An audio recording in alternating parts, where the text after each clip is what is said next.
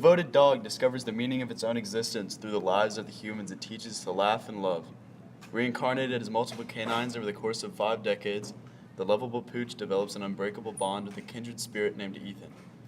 As the boy grows older and comes to a crossroad, the dog once again comes back into its life to remind him of his true self.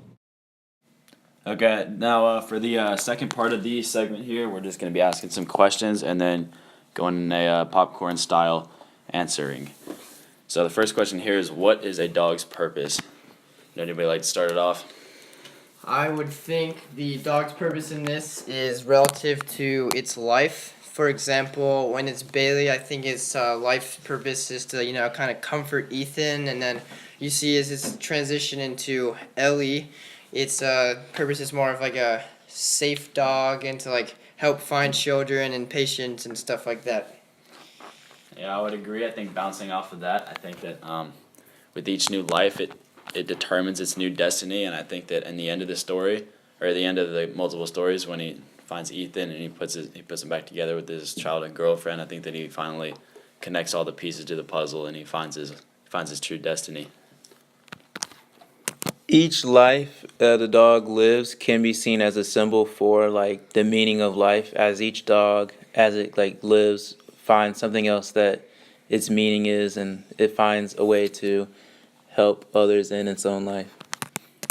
Yeah, and rewinding a little bit, like if you look back towards his life as Toby when he was actually about to die because he was getting put down, he says, "Of all things I'd ever done, making Senora laugh seemed the most important. It was, I reflected, the only thing that gave my life any purpose." And that's on page 54, and that really reflects like how he wanted to comfort people and how, or he/she, really wanted to comfort people and make them comfortable, and that was his whole goal in life. I thought it was also cool how the author like transitioned and like each memory of the past life was kind of like incorporated into like the dog's next life. So like for example, in the transition between Bailey, which was like Ethan's best friend, and Ellie, like the author included a lot of examples of like how Ellie like remembered Ethan and like how she strived to like do her best when the situation was like presented to her. Yeah. All right, so I think pushing forward here, we're going to move on to another question. For the second one, we're going to do, for a dog, what is the difference between obedience and love? That's the first part of the question, and the second part is love different for dogs than what it is for humans? Answering the second part of the question, I think that the love between the dogs and the humans is the same as in the book. Each life that the dog lives, it expresses its feelings for love for each owner, and each owner in turn expresses love for the dog. As when the dog is Ellie, she comforts Officer Jacob while he's at his wife's grave, and he actually is also like receiving the dog's love, and he feels better that he has the dog as like a way of coping with the loss of his wife. I think for part one, for the difference between obedience and love, I think that the dog's definition of obedience is completely different from the human definition of obedience, because especially for dogs that have owners such as some of Bailey's lives, I think that it's just a usual part of their life.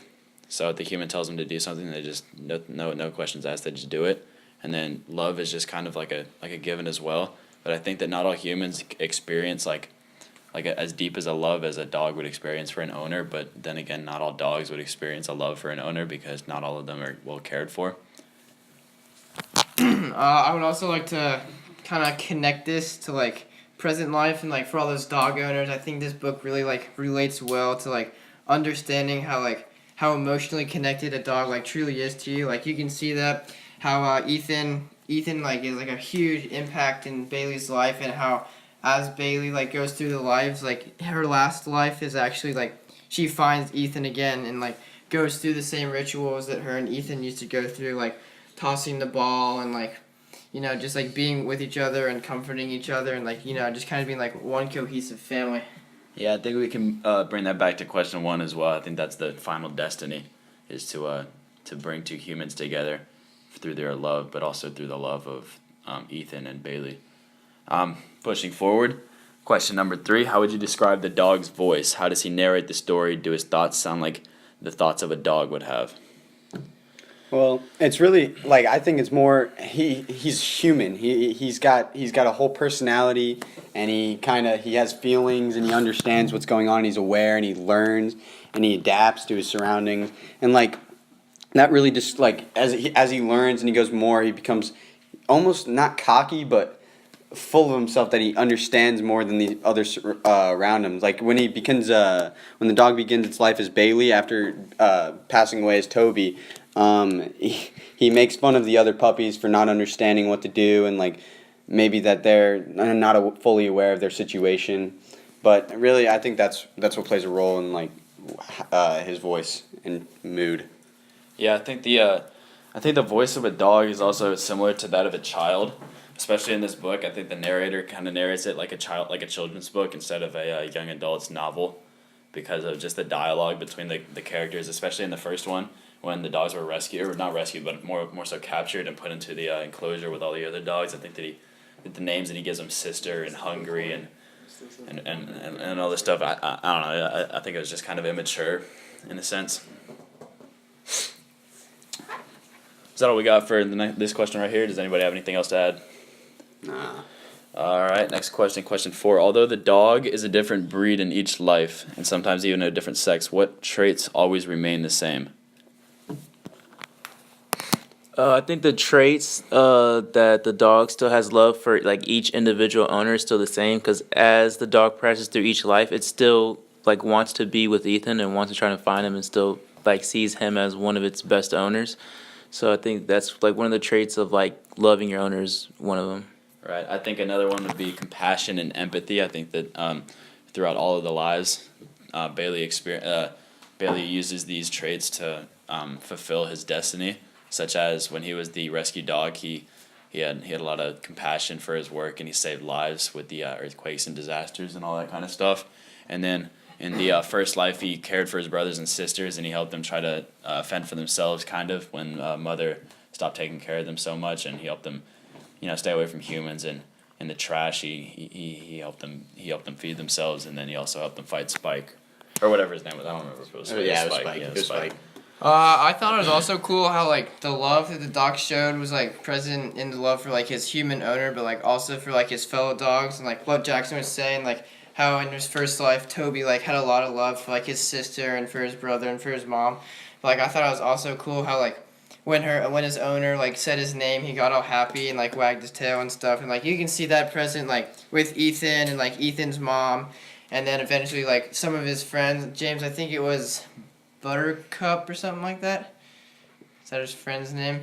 Yeah. Okay, so yeah, and then like his friends and like his owners just like played a big part like throughout his life and like keeping him happy and like helping to find his like true purpose. Yeah, and kind of going off what you said about how happy Toby or Bailey or Ellie would get when they were talking about their name or getting recognized as a specific name, like that just kind of showed a sense of ownership and like home, and kind of brought him to feel comfortable with his owner. Like he was able to fully feel like he was connected with them. Yeah. One could also make the argument that some of Ethan's traits would also rub off onto Bailey, such as his family and bonding skills. I think that he develops a lot of love for the people in Ethan's life, such as his girlfriend, his mom, his friends, even the mean one. He has a relationship with them, although that's not a positive relationship. He still recognizes who he is and knows how to deal with them. And one last thing, like if you think about it, they kind of matured together. Back to the whole thing that like you think the voice that represents a kid, like that kind of shows how at the same time like they were growing up together. Exactly. They were separate. Yeah, but separate but together. Like at the same even if the dog wasn't with Ethan, he was still growing up along with him, which kind of Right, they established a relationship at the beginning, but then they separated and they still matured separately, but kind of in the same way, and then they met up in the end and fulfilled their destiny, which I think is one of the main themes of the story. I think the dog's purpose means how to find yourself, in a sense. Yeah. I would like to end today's podcast with a quote, and that says, "It was starting to seem to me that just when I had life all figured out, it changed." And that is on chapter 4, page 2.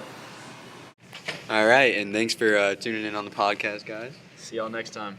Adios.